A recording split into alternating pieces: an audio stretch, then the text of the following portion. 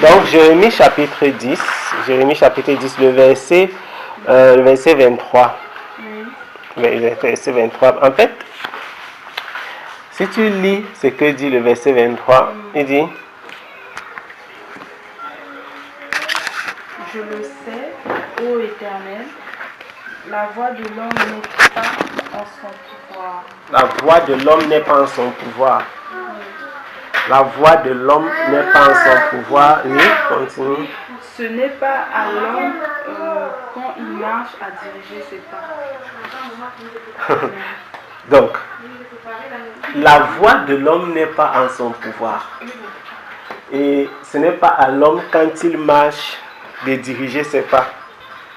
Quand tu te retrouves dans certaines situations dans la vie, tu as l'impression que c'est du hasard. C'est-à-dire que si tu sors là, tu rencontres quelqu'un, c'est comme si voilà, la personne s'est retrouvée sur ton chemin comme ça de façon hasardeuse, ou bien il n'y a pas de hasard en fait. Non. La Bible déclare que ce n'est pas à l'homme qui marche de diriger ses pas. C'est-à-dire que quand tu marches, c'est parce qu'il y a quelqu'un qui a préparé le chemin, c'est parce que Dieu a préparé d'avance les choses et toi tu vas les vivre. Si nous lisons dans le livre des Lamentations, c'est toujours Jérémie, Lamentations chapitre 3. Juste, c'est le livre qui vient après le livre de Jérémie, c'est le livre des Lamentations. C'est toujours Jérémie qui a écrit les Lamentations. Ah, d'accord. C'est le même qui a écrit. Ok. Donc, 3. Lamentation au chapitre 3. Si tu lis à partir du verset 30.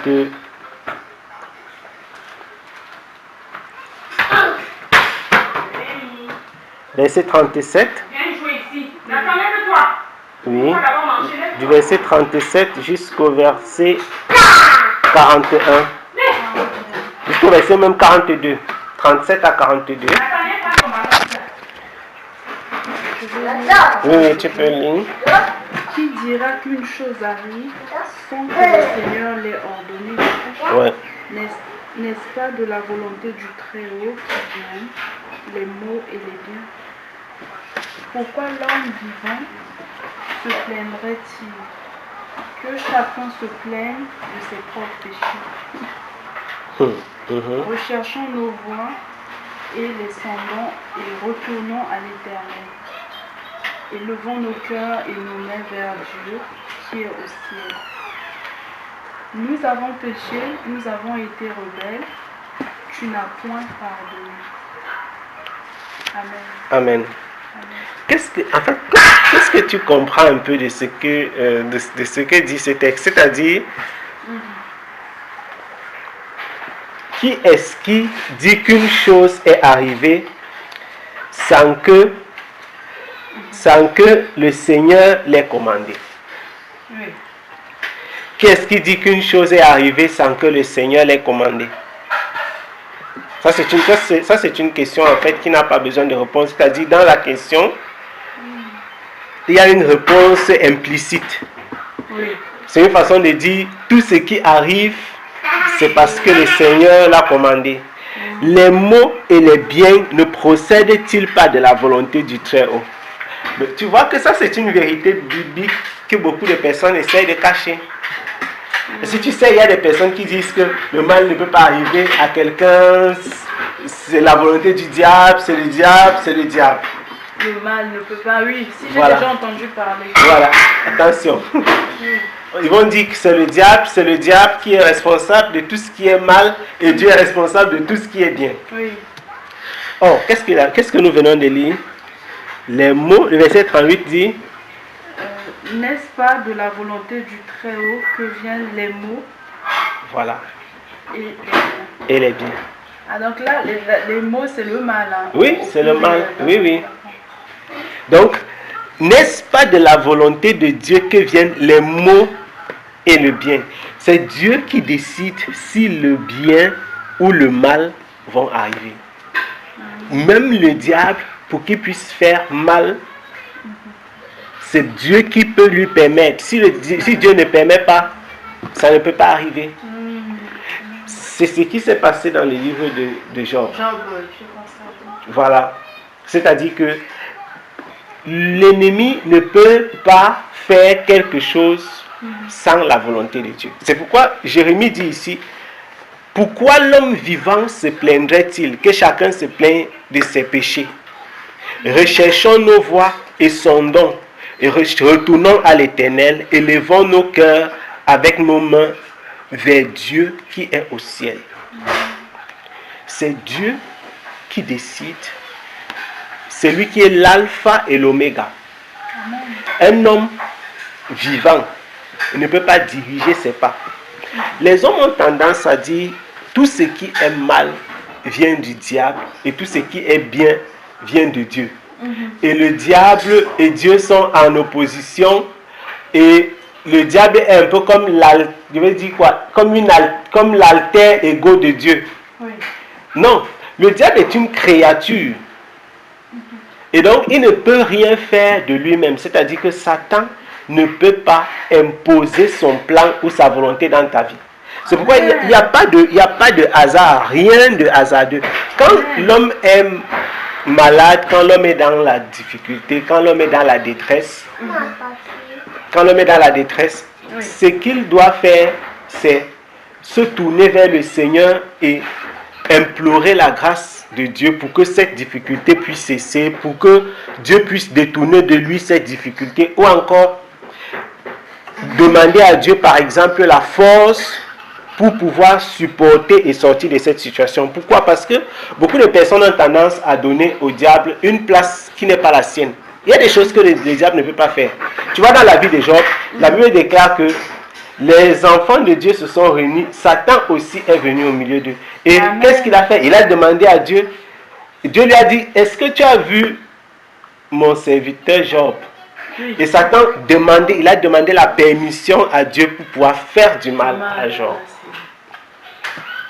Donc, tu vois, nous marchons dans ses plans. On marche dans sa volonté. On marche sur les voies qu'il a tracées. Il y a également des enseignements, des personnes qui disent non,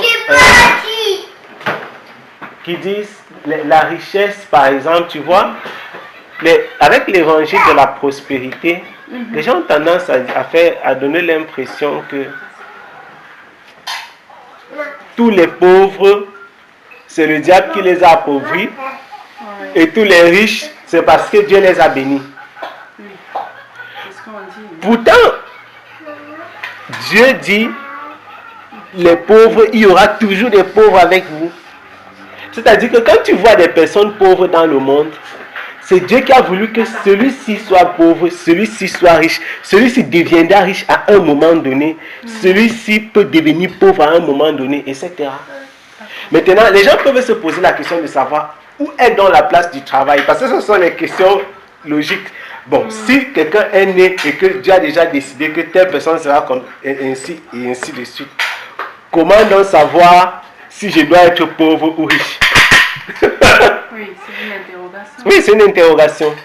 Mais en réalité, l'objectif ou alors la raison pour laquelle l'homme doit vivre, c'est marcher dans le plan de Dieu. C'est pourquoi, avant de faire quoi que ce soit, il faut bien se poser la question de savoir, est-ce que je suis dans son plan, dans ses desseins, dans sa volonté? Le but de l'homme, ce n'est pas de devenir riche ou pauvre, c'est de comprendre quel est le plan et la volonté de Dieu pour lui.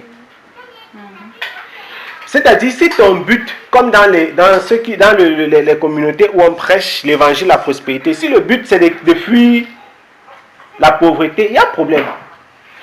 Pourquoi? Parce que la Bible déclare que vous aurez toujours des pauvres. Donc ça c'est une pauvreté, ça c'est une prophétie de Jésus. Et dans le livre des Proverbes, la Bible déclare que Dieu a fait le riche et le pauvre. On va lire dans le livre des Proverbes. Proverbes. Maman. Elle est partie avec le bic. Il mange déjà. Maman, petit. Noémie, bon appétit. Nathan. Nathan, là, il ne suit plus là. Ouais. Livre des Proverbes, chapitre 22.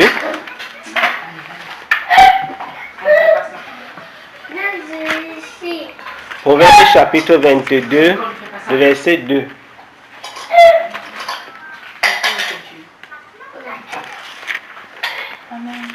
Proverbes, chapitre 22.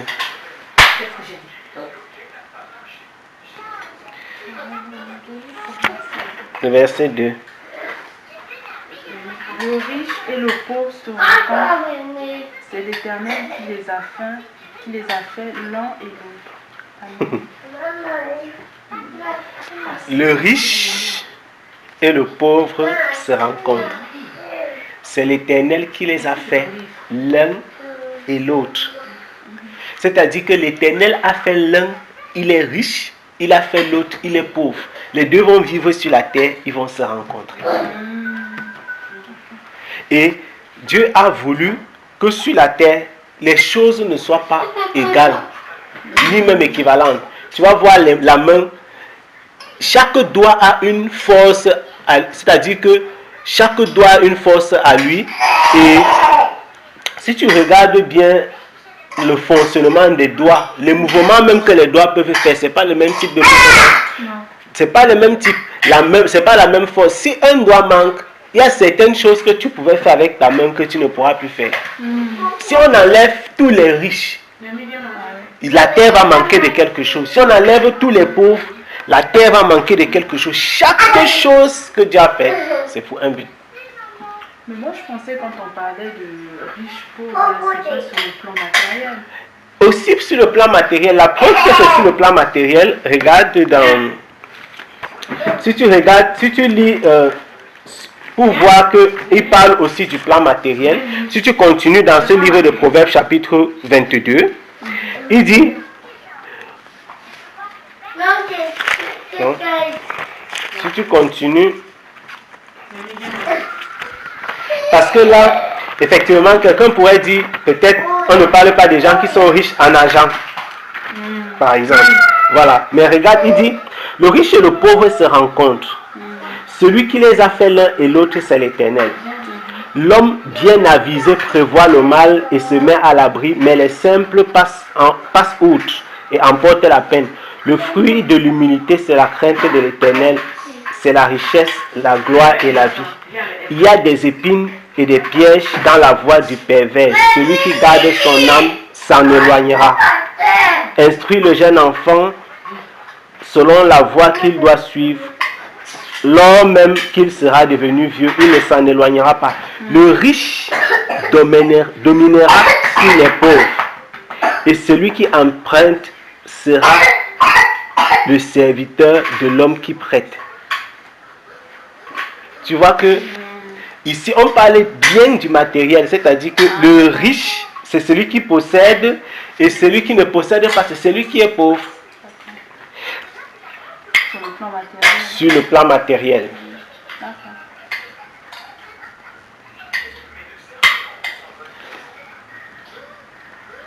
C'est sur le plan matériel. Maintenant, si nous regardons, si nous ouvrons dans le livre de Matthieu, chapitre 26, avec ce qui s'était passé, Matthieu, chapitre 26,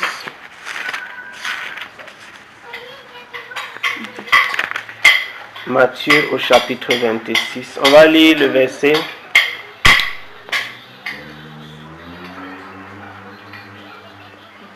On va lire à partir du verset, verset 6. Matthieu 26, à partir du verset 6 jusqu'au verset 13. Amen. Matthieu 26, verset 6 à 13. Amen. Je veux lire la parole de Dieu.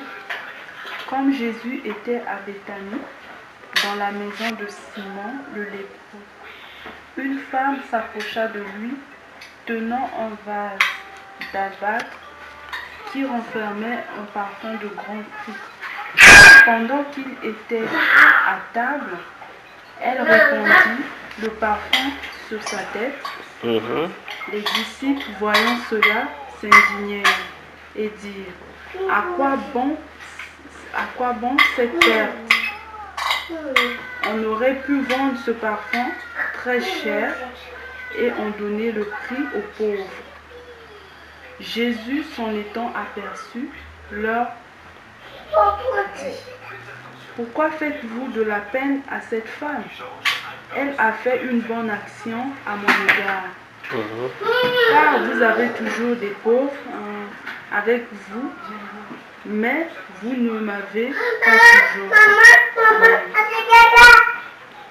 Car vous avez toujours Des pauvres avec vous et vous ne m'avez pas toujours.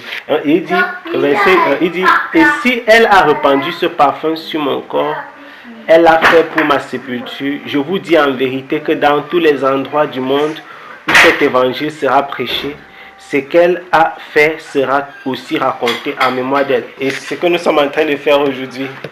C'est-à-dire que, voilà, Jésus a prophétisé qu'on va parler de cette femme-ci. Chaque fois qu'on va parler de l'évangile, et voilà, c'est le cas puisqu'on a écrit son histoire dans la Bible. Ici, on voit bien que le terme pauvre qui est utilisé ici, c'est par rapport au matériel. Oui.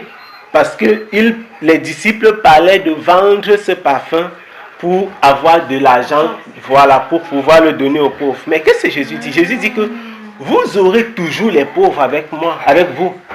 Mais moi, je ne serai pas toujours là. Mais qu'est-ce que ça veut dire? Vous aurez, quand Jésus dit que vous aurez toujours les pauvres, c'est pour dire que dans le monde, si quelqu'un prend pour objectif d'éliminer les pauvres du monde, il est en train de combattre Dieu. Il ne peut pas parce que Dieu a déjà voulu qu'il y ait dans le monde. Pourquoi il faut qu'il y ait les pauvres? Parce que Dieu a fait les riches afin que le riche puisse avoir à qui donner. Dieu a voulu qu'il y ait un pauvre et qu'il y ait un riche pour que le riche puisse avoir la générosité de donner. Mais il y a des frères, par rapport à ça, il y a des riches. Est-ce que les riches, quand Dieu, ils doivent servir Dieu aussi? Bien évidemment, ils doivent servir Dieu en étant riches. Ils doivent servir Dieu avec leurs biens. Avec leurs biens. Voilà. Là, en fait, je faisais le lien avec le riche et le pauvre pour Lazare. Dans Luc chapitre 15. Oui. Oui. Mais pourquoi est-ce que le monsieur là, en étant riche, bon, c'est peut-être parce qu'il ne connaissait pas Dieu. Il ne connaissait pas Dieu. Et c'est pour cette raison que, parce que ce n'est pas tous les pauvres qui sont avec Dieu. Par exemple, tu vois dans l'histoire, le pauvre qui est Lazare a été sauvé et le riche n'a pas été sauvé. Mais il y a des riches qui connaissent le Seigneur. Tout comme il y a des pauvres qui connaissent le Seigneur. Dans les deux groupes, il y a des personnes qui le connaissent et des personnes qui ne le connaissent pas. Donc, le but de Dieu pour ceux qui sont riches, c'est qu'ils le servent avec leurs biens. Donc, quand Dieu bénit un homme, ce n'est pas pour seulement faire des témoignages et pour dire aux gens, Dieu m'a béni, j'ai une maison, j'ai des richesses, etc. Non, le but de Dieu, quand il bénit un homme, c'est que cette personne devienne elle-même un instrument de bénédiction pour d'autres. Amen. Maintenant, si par exemple Dieu avait t'a prédestiné, oui, oui, et que toi tu veux devenir riche, est-ce que tu peux, ça c'est ce qu'on voit sur la prospérité. Voilà l'évangile de la prospérité. C'est-à-dire que si Dieu t'a, comme tu as bien dit, si Dieu t'a prédestiné pauvre et que tu veux devenir riche, tu ne pourras pas. C'est ça la cupidité. Pourquoi? Parce que ce qui arrive dans la vie de l'homme, c'est ce que Dieu a planifié. C'est-à-dire que tu as beau faire des efforts. Bon, prenons un exemple. Tu vois des personnes qui sont riches là dehors. Tu verras que quelqu'un te dit, je suis parti de 1000 €, j'ai acheté ça, j'ai acheté ci, j'ai vendu, et puis ça a explosé, je suis devenu riche. Tu vois que les riches de ce monde, parfois ils ne connaissent même pas le Seigneur. La plupart ne connaissent pas le Seigneur. Les principes qu'ils ont utilisés, la façon dont ils sont devenus riches, personne ne comprend. Oui. C'est-à-dire qu'il y a des gens dont la richesse a explosé d'un moment, comme ça, à un moment de façon étonnante. Maintenant, tu vois quelqu'un d'autre. Et tu vas voir, il y a des personnes qui, ils ont pris des millions, ils ont dit je vais devenir riche, je serai milliardaire. Ils sont partis faire les cours pour multiplier de l'argent, faire les cours en ligne, faire les cours de séminaires, l'entrepreneuriat, etc. Mais ils n'ont jamais pu multiplier. Pourtant, quelqu'un d'autre, il te prend, tu lui donnes 1000 francs CFA, demain il te montre 50 000, ainsi de suite. Après, quand tu le vois, il te dit, j'ai mon jet privé. Mais tu te poses la question, comment se fait-il donc que celui-ci fait beaucoup d'efforts pour devenir riche, celui-ci ne fait pratiquement aucun effort, mais celui qui devient riche, c'est celui qui ne fait pas les efforts. Pourquoi? Parce que la Bible déclare que Dieu fait pleuvoir dans le champ du juste et dans le champ de l'injuste, du méchant. C'est-à-dire, si tu veux devenir riche n'importe comment, tu ne peux pas tant que Dieu ne veut pas. Si tu n'as pas été prédestiné pour être riche, tu ne le seras jamais. Il y a des personnes, tu vas voir, ils sont dans les communautés, ils donnent tout leur argent au pasteur parce qu'ils disent, le pasteur a dit si je fais ça, je vais augmenter ma richesse, je vais devenir plus riche, etc. J'aurai la promotion au travail. Mais combien de personnes tu as vu dans ces milieux qui sont devenus extraordinairement riches? Combien? Tu vois Mark Zuckerberg, est-ce qu'il paye la dîme et tout ce que les gens disent dans les assemblées, mais il est le jeune le plus riche du monde. Les gens qui ont les compagnies aériennes, les banques, etc., ils ne sont pas chrétiens. Mais, donc, quand les gens disent il faut donner à Dieu pour devenir riche, c'est faux. C'est faux. Parce que s'il fallait donner à Dieu pour devenir riche, ceux-là, ils donnent à Dieu quand? Donc, Dieu n'a jamais conditionné sa bénédiction par les dons matériels. L'homme donne à Dieu, l'homme donne à Dieu, c'est-à-dire en donnant aux pauvres, en donnant aux frères, aux bien-aimés, c'est par reconnaissance. C'est parce qu'on est reconnaissant envers Dieu pour ce qu'il nous a donné, qu'on participe aussi à la bénédiction des autres, de ceux qui vivent dans le manque. Dans Luc, on va lire Luc chapitre 12. Luc chapitre 12. C'est fort ça, hein? Tu peux pas dire, ah mais moi je donne toujours... Non. Parce que si tu dis, voilà, moi parce que je donne, parce que je donne, Dieu me bénit. Puisque c'est ça l'enseignement des personnes, hein? Il y a des gens qui disent que je suis béni parce que je donne à Dieu. Mais Dieu te dit, celui-ci, il a même plus que toi, mais il ne donne à personne. Voilà. Donc, dans Luc chapitre 12. Ah, tu vas prendre ton stylo. Va chercher mon téléphone. Mon téléphone est où? Il est ici, il est en train. Tu vas dormir? Là, tu prends le téléphone et tu viens t'asseoir et écouter la parole de Dieu. Viens dans le téléphone. Maintenant, Naomi, elle veut déjà écrire. 2 ans. Luc chapitre 12. Tu tiens ta feuille. Ta feuille est là. J'écris sur la feuille. Tu lui dessines quoi? Luc chapitre 12. Oui.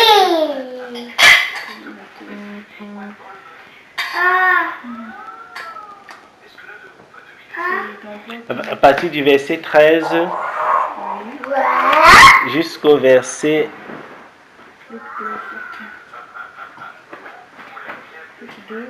Oui, du verset 13 jusqu'au verset...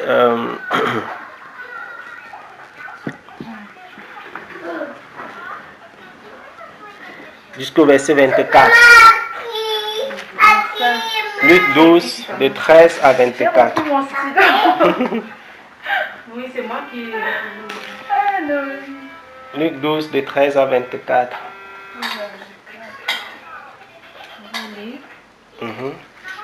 Quelqu'un dit à Jésus du milieu de la foule, Maître, dis à mon frère de partager avec moi notre héritage. Jésus lui répondit, ô homme, qui m'a établi pour être votre juge ou pour faire vos partages?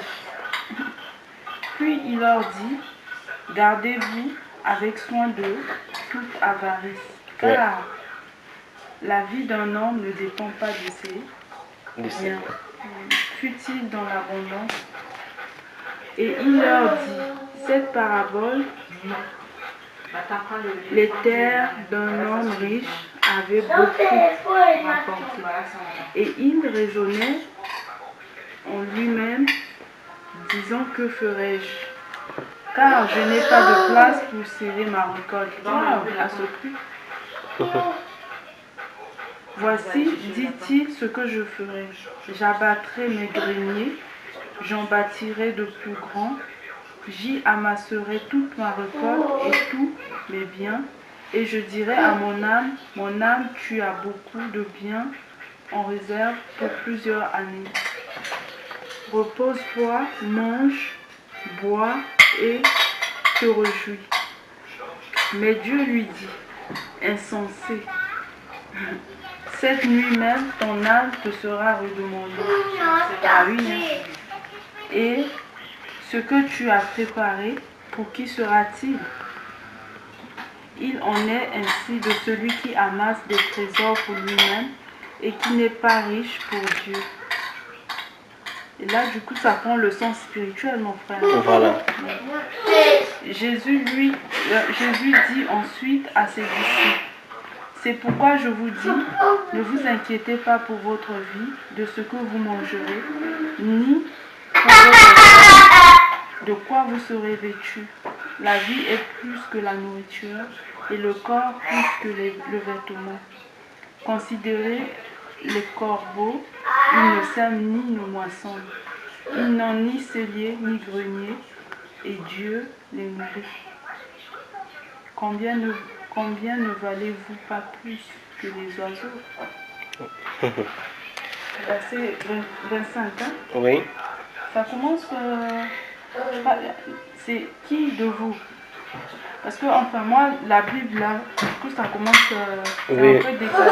Oui, c'est décalé. Moi, j'ai du mal à voir où mon verset commence. Ok. Oui, parfois, certaines Bibles sont décalées. Il dit, et qui de vous peut, par ses inquiétudes, ajouter une coudée à sa taille? Oui, ça c'est fort, ça. Qui de vous, par ses inquiétudes, peut ajouter une coudée à sa taille? C'est-à-dire, nous vivons dans un monde où les hommes se battent matin, midi, soir, jour et nuit pour faire des choses qui ne sont pas de leur pouvoir.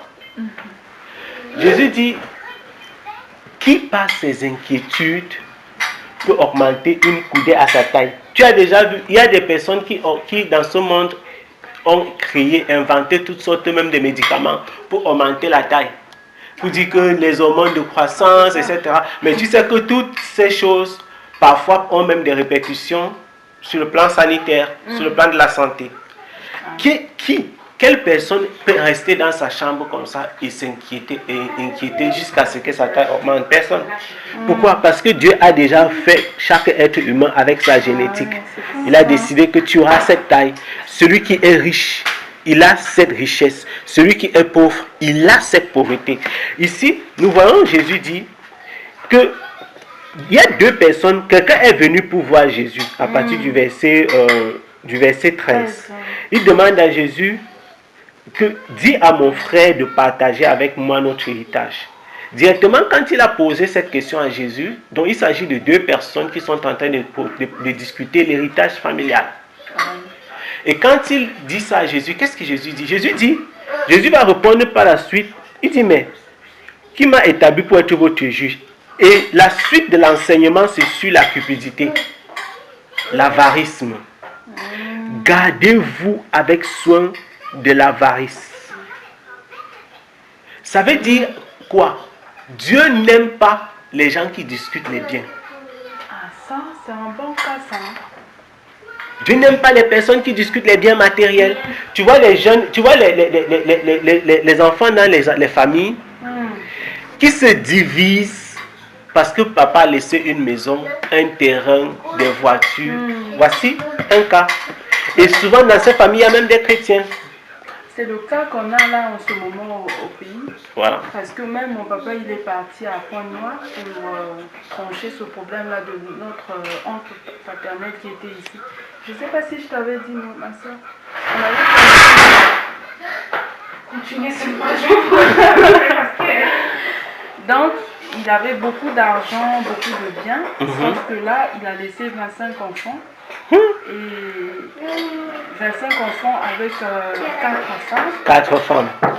Et la dernière, c'est elle qui a vécu avec. Donc, les enfants ne veulent pas que cette maman-là soit comptée dans le partage de l'héritage. Et donc, mon père, ses frères lui ont sollicité. Il est parti bien qu'il ne se sentait pas bien. Voilà.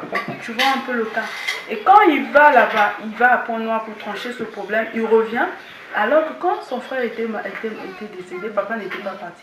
Voilà. Et là, quand il va quand même, sachant qu'il est malade, et quand il revient, moi, quand il m'a parlé, je lui ai dit non, les biens de notre papa là, c'est à ses enfants. Oui. Donc vous auriez rien. Parce que le grand frère à mon père voulait avoir 20%. Genre 20% pour la famille. J'ai dit à papa, ne rentre pas dans ça. Ouais, c'est donner tout aux enfants. Maintenant, la maman que les enfants revendiquent, elle n'a qu'à bénéficier de ses enfants aussi. Ouais. Tu vois ce que je veux dire? Ouais. Et depuis que papa est revenu après cette histoire-là, il est encore retombé malade.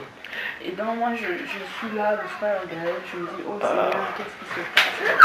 Attention! Les choses, ce sont des choses de ce type qui entraînent les hommes dans l'occultisme. C'est-à-dire que tu vas voir les enfants.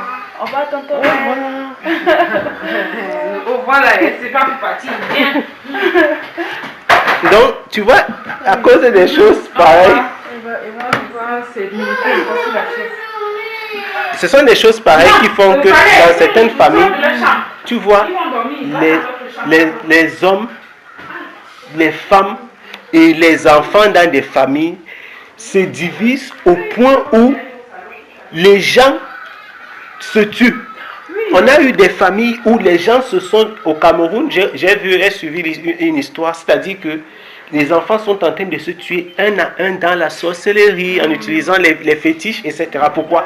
Parce qu'ils discutent les biens matériels. Et je dis, ce qui est triste dans cette histoire, plus que tout, c'est que souvent, tu vas voir des gens qui disent, je suis enfant de Dieu, je suis chrétien, qui sont dans les assemblées, qui prient. Le dimanche, ils vont à l'église, mais qui se retrouvent où?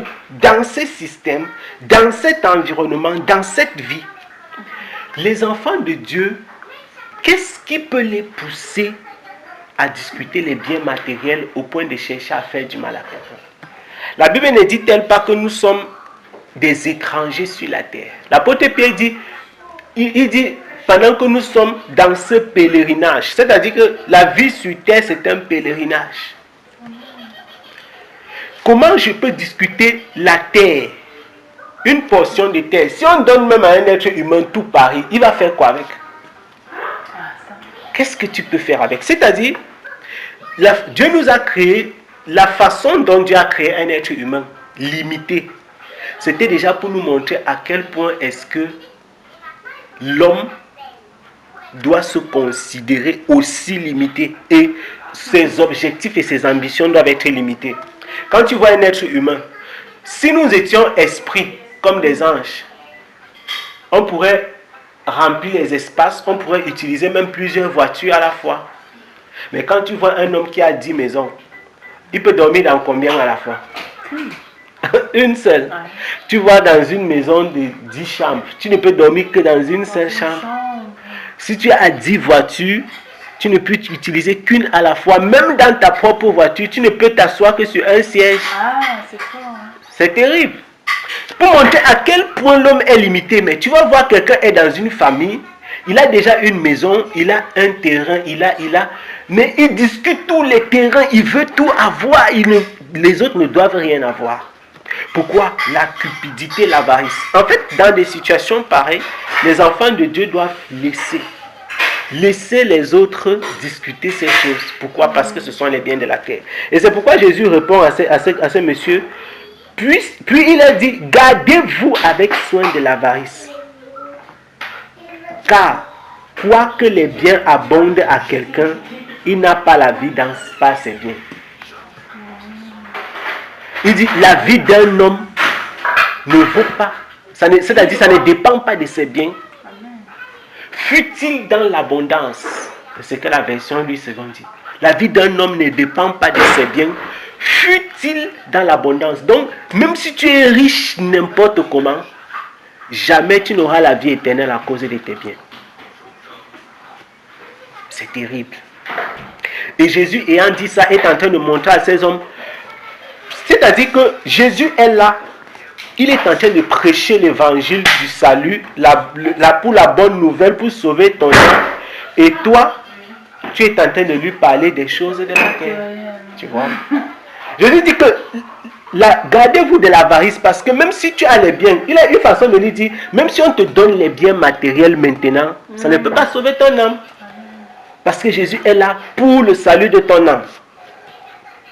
Et c'est en ce moment que Jésus va maintenant donner la parabole pour passer un message. Parce que le but des paraboles était d'enseigner, de passer des messages de façon subtile. Et il dit, un homme avait des grandes richesses. Il était riche et sa terre avait rapporté avec abondance. Et il raisonnait en lui-même, que ferais-je? Car je n'ai pas assez de place pour serrer ma récolte. Il dit, que je vais abattre des greniers, je vais bâtir des greniers plus grands et j'amasserai des récoltes et tous mes biens. Tu vois, le but de certains riches, c'est de s'enrichir davantage. Il n'a pas dit, je vais donner une partie aux pauvres. Non. Tu vois, il n'a pas pensé à donner une partie. Il ne peut pas dire, ok, comme ma terre a beaucoup produit, ça veut dire que Dieu attend de moi que je donne davantage, que je distribue davantage ma terre aux gens, que je distribue davantage la moisson, que je partage le gain avec les personnes. Il n'a pas dit ça. Non. Il a dit, je vais augmenter mes greniers. C'est-à-dire, il préfère casser les greniers et agrandir et amasser davantage que d'aller partager, que de partager. Je vais augmenter, je vais agrandir, je vais amasser davantage. Il dit, toute ma récolte, le verset 18, toute ma récolte et tous mes biens. Ma récolte et mes biens. Puis je dirai à mon âme, tu vois l'orgueil, la cupidité. Mon âme, tu as beaucoup de biens en réserve pour plusieurs années. Mais c'est terrible. Repose-toi, mange, bois et te réjouis. Pendant que là, nous avons des personnes qui n'ont pas mangé aujourd'hui. Parfois même dans la même famille, tu vois des multimillionnaires et des personnes qui n'ont pas de maison, qui n'ont pas d'aliments, qui n'ont rien. Mais il dit, je vais dire à mon âme. Donc il va se parler à lui-même. Il va se parler à lui-même et il va dire à lui-même que tu es riche. Tu as beaucoup de biens. Donc tu comprends donc la raison pour laquelle certaines personnes veulent seulement que le chiffre dans le compte bancaire augmente. Oui. Quand ils regardent, on regarde, on est content. Quand on regarde, on dit que 5 000, 10 000, 100 000, 200 000, 300 000, ainsi de suite. Que Dieu nous aide. Et tu vois, quand tu as fini de regarder ton compte, ce qui est tellement rempli d'argent, à quoi est-ce que ça peut servir? Il dit, mais Dieu lui dit, insensé, cette nuit même ton âme te sera redemandée. Et ce que tu as amassé, pour qui sera-t-il? Question. Maintenant, comme tu es mort, comment on t'a retiré ton âme? Maintenant, qu'est-ce que ces biens-là vont devenir? Parce que tu avais réservé ça pour plusieurs années et tu ne seras même pas là pour les années-là. Tu vois? Donc, en fait, je prends ce texte pour montrer, parce que ici, Jésus dit, il en est ainsi de celui qui amasse des biens pour lui-même et qui n'est point riche en Dieu. Amen. Qui n'est point riche en Dieu. Donc, il y a des personnes, parce que tout à l'heure, on parlait des riches. Il y a des riches qui sont chrétiens, des riches qui ne le sont pas, des riches qui sont enfants de Dieu et d'autres qui ne le sont pas, tout comme des pauvres et des pauvres qui ne le sont pas. Ici, tu vois donc que dans la Bible, Dieu parlait des riches en Dieu, des riches pour Dieu. C'est ça. Donc, il y a celui qui amasse et qui ne partage pas, il est riche pour lui-même. Et ceux qui sont riches pour Dieu, c'est ceux qui amassent pour partager, pour redistribuer. Parce que le but de Dieu en faisant ça, certains hommes riches, c'était qu'ils redistribuent. C'est ça, être riche pour Dieu. Être riche pour Dieu, c'est avoir pour partager. Partager. Parce que le riche, il est le prolongement de la main de Dieu pour bénir les autres. C'est pourquoi Jésus dit, il y a plus de bonheur à donner qu'à recevoir. Parce que la bénédiction, c'est dans le don. C'est dans le fait, c'est lorsque tu partages que tu es en train d'être béni toi-même. Il y a un bonheur à donner qu'à recevoir. Et ça ne dépend pas de ce qu'une personne possède. C'est-à-dire que aussi petit que tu puisses avoir, tu peux toujours retirer petit dans ton petit pour donner à quelqu'un. Il y a plus de bonheur à donner qu'à recevoir. Donc, dans le monde, il y a ça, les riches et les pauvres. Pourquoi? Parce que Dieu a fait le riche pour partager avec le pauvre. Et même le pauvre, il y a un plus pauvre que lui, avec qui lui aussi doit partager. Et donc ce déséquilibre est là pour un but. Pour un but. Pour susciter de l'amour, susciter du partage, de la compassion, de la miséricorde dans le cœur des hommes. Parce que si Dieu pouvait faire tous les humains riches. Amen. Mais chacun devait être individualiste dans son coin. Personne ne devait partager. Donc, chaque chose que Dieu a faite, c'est pour un but. Chaque chose que Dieu a faite. Il n'y a pas une chose hasardeuse. Comme le livre de Jérémie disait, c'est-à-dire que l'homme, ce n'est pas à l'homme qui marche de diriger ses pas. Ce n'est pas à l'homme qui marche de diriger ses pas. L'homme vivant, normalement, il doit se concentrer pour se poser la question de savoir, est-ce que je suis en train de faire le plan de Dieu? Est-ce que je suis en train de marcher dans la volonté de Dieu? Il n'a pas dit, pourquoi Dieu a fait telle chose comme ça? Pourquoi Dieu a fait telle autre? Parce que Dieu a fait ça comme ça, en fait. Oh, les hommes, la plupart du temps, les gens sont en train d'essayer de tout faire pour combattre Dieu. Ils veulent nous combattre. C'est-à-dire que quelqu'un est là, il interroge, pourquoi est-ce que Dieu a fait ceci comme ça? Je vais changer. Tu vois la rébellion qu'il y a dans le monde aujourd'hui, c'est pourquoi? C'est ça justement, pour changer l'ordre des choses. L'homosexualité, c'est quoi? Changer l'ordre. On veut détruire les familles, détruire la nature de l'homme, parce que l'homme a échoué dans la création d'un être humain. Les êtres humains, ils savent qu'ils ne peuvent jamais créer un être humain. Ils ont essayé même la fécondation in vitro et tout ça. Mais pour faire même la fécondation in vitro, il faut un homme et une femme. Tu ne peux pas faire ça comme ça en les livres. Non. Il faut à la base un homme qui donne un spermatozoïde ou une femme qui donne un ovule. Tu ne peux pas partir dans un laboratoire, prendre des molécules et puis faire un être humain sortir. Ce n'est pas possible. Donc l'homme a échoué dans la création de l'homme parce qu'ils ont essayé de toutes les façons. Maintenant, étant donné qu'il a échoué, il veut détruire l'ordre que Dieu a instauré. Dieu dit, voici comment la famille doit être. L'homme sera le chef de la famille. Il aura sa femme, il aura ses enfants. Ils viennent, ils disent non, les femmes, vous pouvez être même vous aussi les chefs des familles. Les enfants, vous pouvez même appeler la police. Si ton père te gronde, tu vas te plaindre à la police, tu appelles les services sociaux, tu vois les choses. Ça, c'est l'institution de l'homme dans les choses que Dieu. Il vient faire quoi? Pour créer le désordre, pour s'aimer. Il va créer la femme avec sa nature. Une femme naturelle, elle va venir, elle va dire non, ça je dois augmenter ci, je dois faire cela, je dois changer mes ongles, je dois faire les cils, je dois faire ceci. Il y a un peu de... donc, toujours, il faut un changement. Ça rentre dans la même logique en fait. Oui. Dieu t'a créé pauvre ou riche, tu veux. Voilà, tu veux, et tu es en train de rechercher autre chose. Pourquoi? Parce que le but, oui, ça rentre dans la même logique.